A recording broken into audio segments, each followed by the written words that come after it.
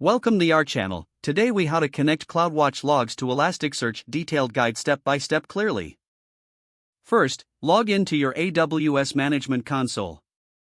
Navigate to the CloudWatch service. In the CloudWatch dashboard, select Logs from the left-hand menu.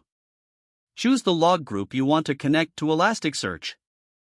Click on the Actions button. From the drop-down menu, select Export Data to Amazon S3. Fill in the required details for the export.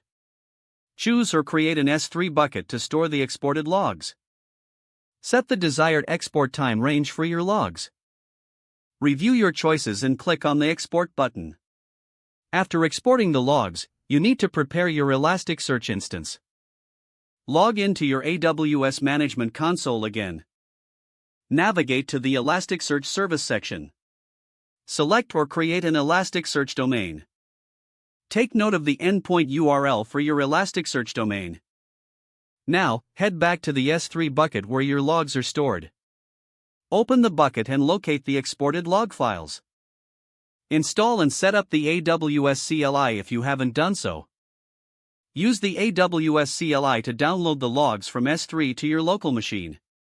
Once downloaded, format the logs to match the Elasticsearch requirements. You can use tools like Logstash or custom scripts for this transformation.